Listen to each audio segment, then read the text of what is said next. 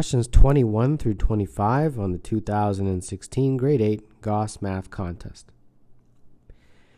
Two 5-digit positive integers are formed using each of the digits 0 through 9 once. What is the smallest possible positive difference between the two integers? All right, well, let's call the integers a, b, c, d, e, and then f, g, h, I, j.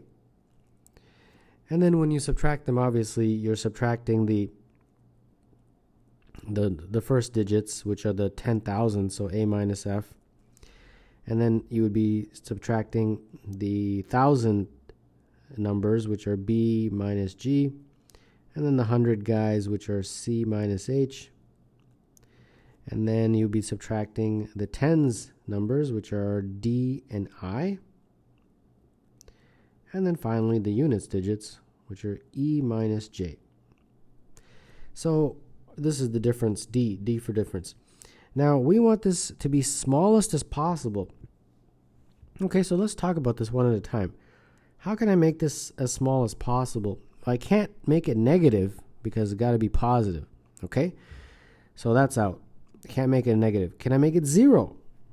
Well, that's a tempting thing to do, but the problem is that we can only use each of these digits once. To make it 0, this would have to be equal. A would have to equal f. So, for example, 3 and 3 or 4 and 4, but I can't do that. Okay, can't do that. So the only thing I can do is make this equal to 1. That's the smallest. All right, so this has to equal 1, a minus f. So I hope that logic makes sense. Now, these guys, however, I can make them negative, because once I make those negative, then this minus a bunch of negatives will still be positive, but it should be as small as possible. Okay, so we have to make these negative, and we want to make them as negative as possible. So b minus g, I want to make that as big as I can. Okay, well, the biggest I could possibly make it is 9 minus 0, or 0 minus 9. That way, 0 minus 9. Now let's turn our attention to c minus h, this guy right here. Again, I want to make it as negative as possible. Let's choose the biggest difference, 1 and 8. So 1 minus 8. Same philosophy on the next one, d minus I, 2 and 7. So 2 minus 7. Trying to make it as negative as possible. And the last one, 3 and 6. Yeah. And therefore, the only numbers that are left are 4 and 5. So I put that here, 5 minus 4. Okay, great. So now let's figure out what were these numbers. Based on my selections, what numbers did I make? I made 5, 0, 1, 2, 3. And the other number, I made 4, 9, 8, 7, 6. And when you subtract these two, you get 247. There you go. The answer to number 21 is C.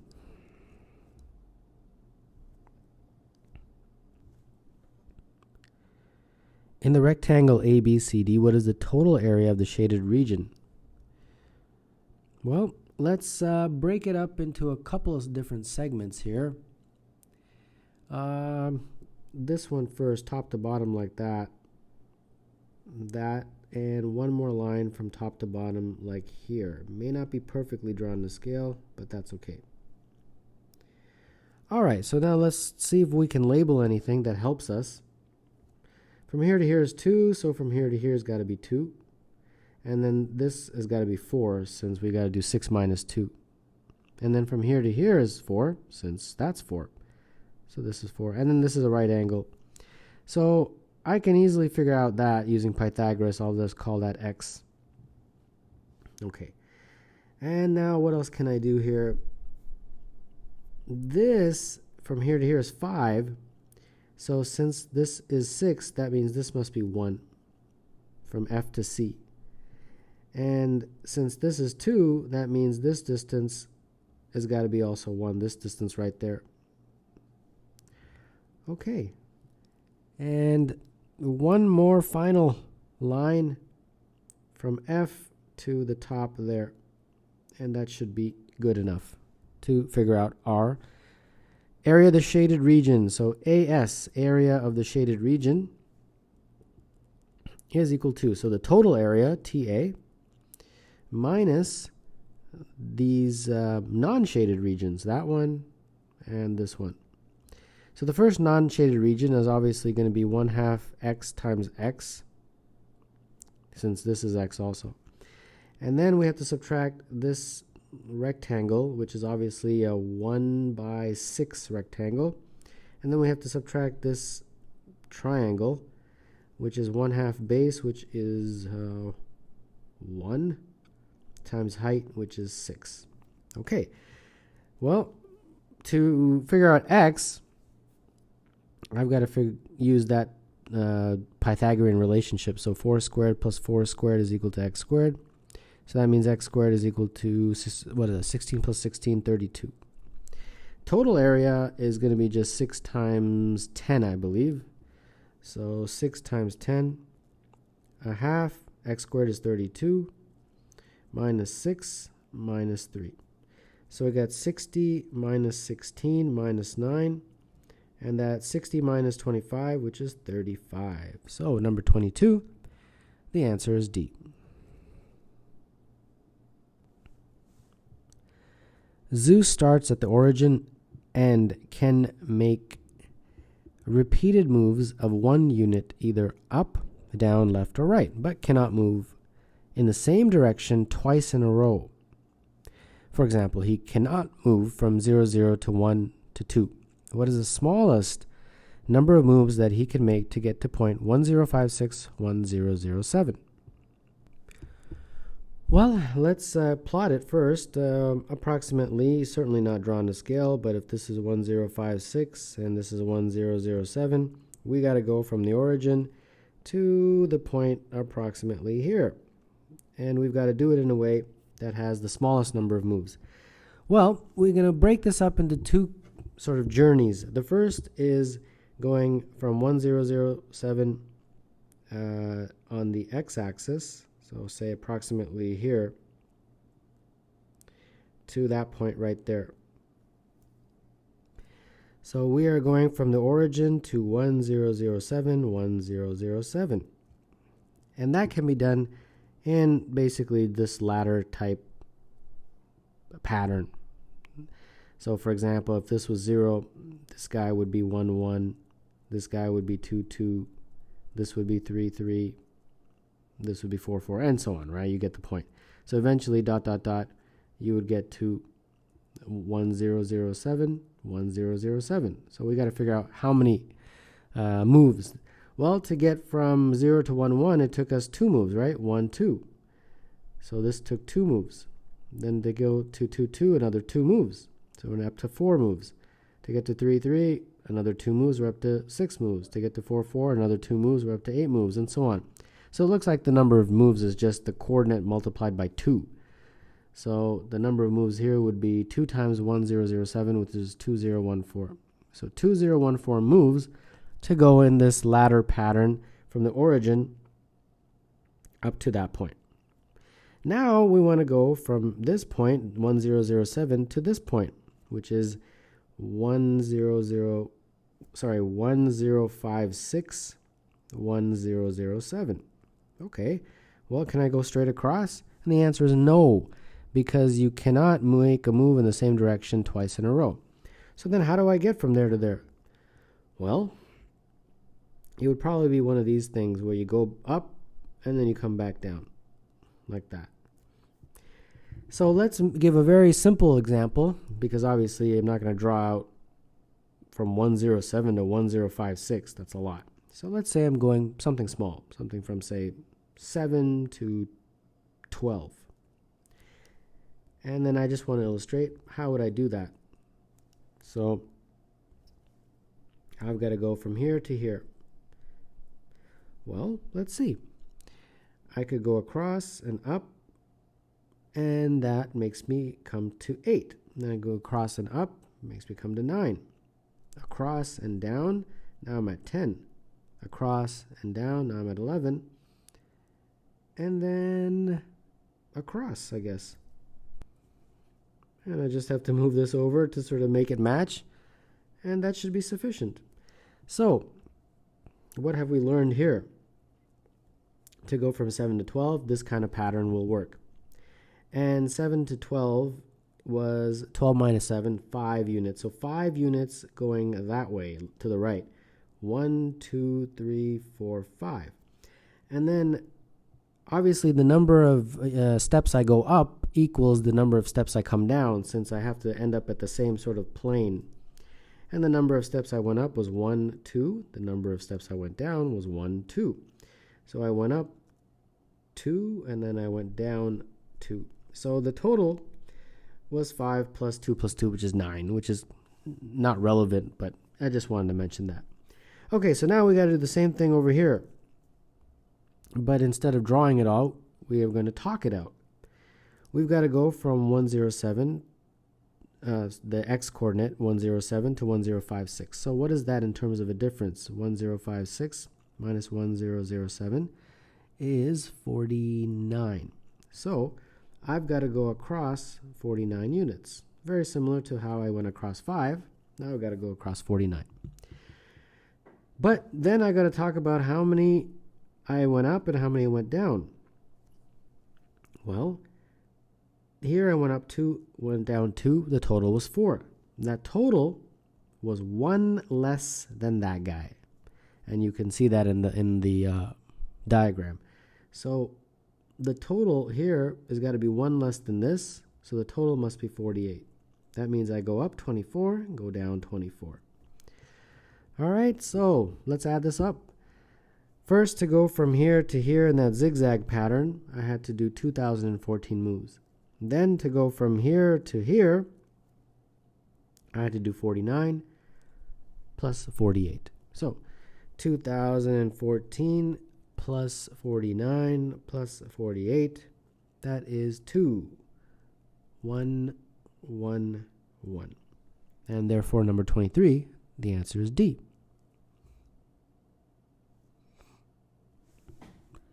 What is the tens digit of 3 to the power of 2016? All right, so like all such questions, tens digit, units digit, you always try to look for a pattern, and the hope is that you get a pattern sooner rather than later. So let's write out our powers of 3, and let's see what the tens digit is and see if there's some sort of a pattern. All right, let's now write the tens digit beside each number. Well, this is 0, 0, 2, 8, 4, 2, 8. And remember, I'm just writing the tens digit here. 6, 8, 4, 4, 4, 2, 6, 0, 2, 6, 8, 6, 0. All right, do you see any pattern? And I don't. All right, so that means either two things. Either we have to keep going to find a pattern, or there is no pattern. If there is no pattern, then I'm not sure what to do here. Okay, let's keep going here. 3 to the power 21. So we got, let's see here, 0, 0, 2, 8, 4, 2, 8, 6, 8.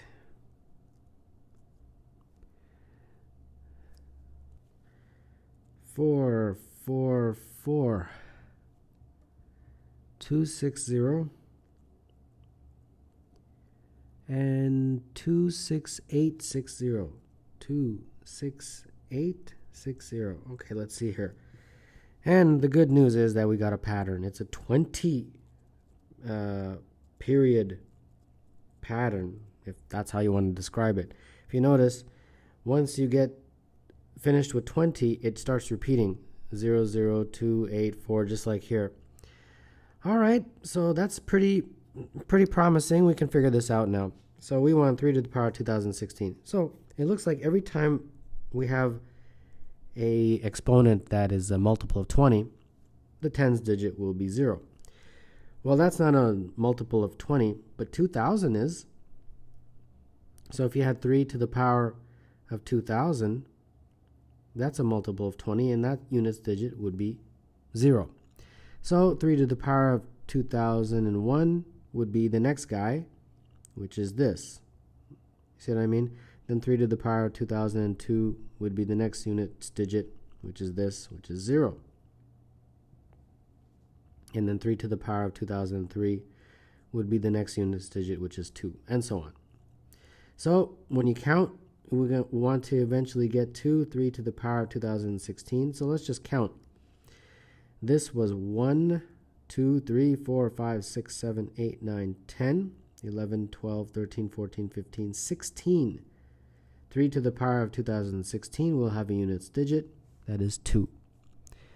And that's it. So number 24, the answer is B.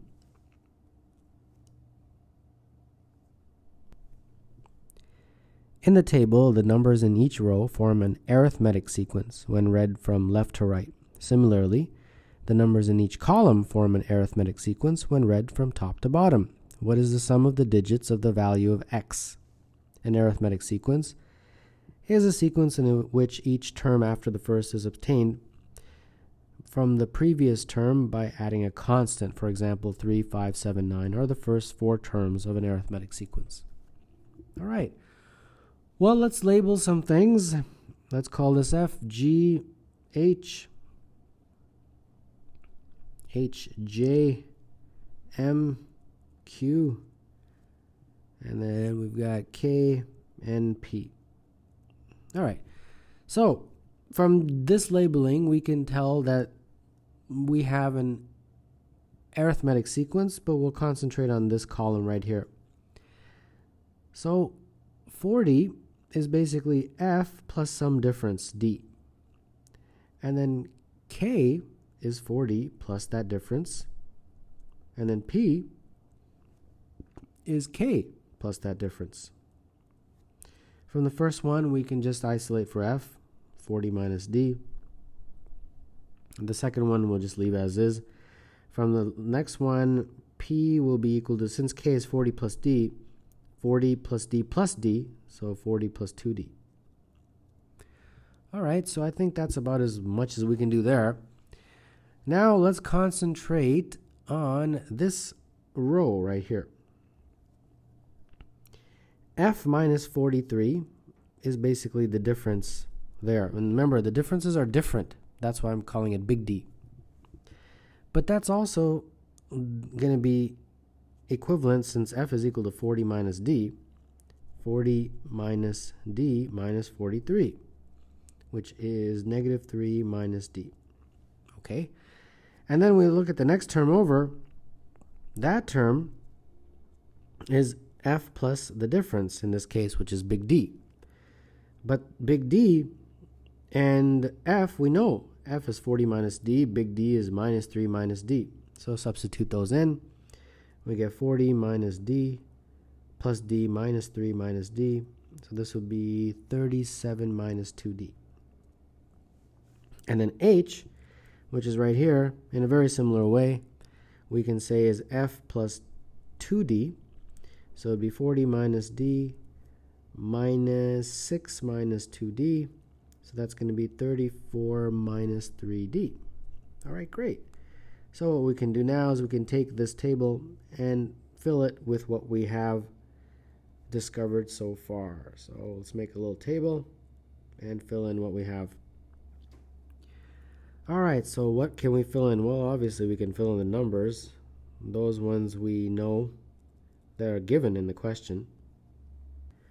And let's fill in anything else that we have discovered. Well, we got this as 40 minus D, 37 minus 2D, 34 minus 3D. And then 40 plus D and 40 plus 2D. And the other ones we don't know yet, N, J, and M, and Q. All right, so let's move forward. Now let's concentrate on another part of the diagram, and that is this column right here. So we'll say the common difference here is, say, D2. So that means 34 minus 3D minus 18 is that common difference.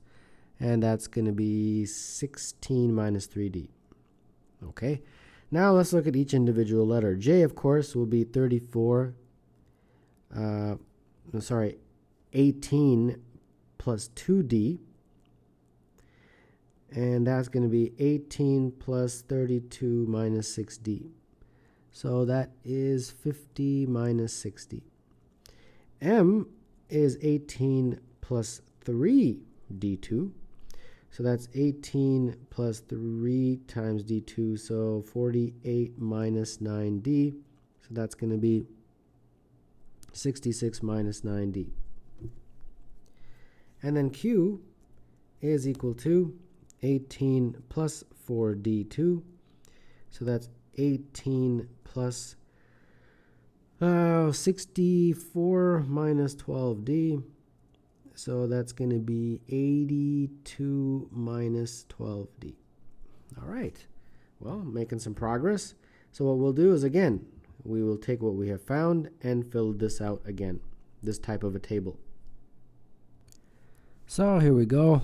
I have pretty much substituted all the values that we didn't have here, but now we do have.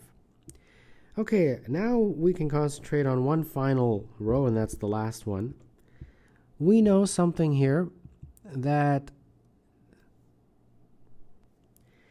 if we look at the difference here, this minus that has got to be the same as this minus that, since the differences are the same. So that means that 26 minus 40 plus 2D has got to be equal to 82 minus 12D minus 26. And both of these represent the common difference. So whatever you want to call it, D3, I guess. Okay, doing the math here, we get minus 14 minus 2D is equal to 56 minus 12D. So that means 17 is equal to 10D, and therefore D is equal to 7. So there we go. Now we can figure out these numbers. This guy, therefore, when we plug in D equals 7, will be negative 2. I'll put that in here, equals negative 2. This number in here, when you substitute 7, is equal to 54. So that means the common difference, 26 minus 54, is negative 28. And therefore, that's how we got from 26 to negative 2. So we can now work backwards and figure out n and x. We have to take this number and, I guess, subtract from it the difference. So that would be 54 minus 28. And when you do that, you get 82. So this is 82. And then to get x, we have to take 82 and subtract from it the difference. And when you do, you get 110. So x is equal to 110. And then they want you to find the sum of the digits of x. Well, the sum of the digits are 1 plus 1 plus 0. And that is, of course, 2.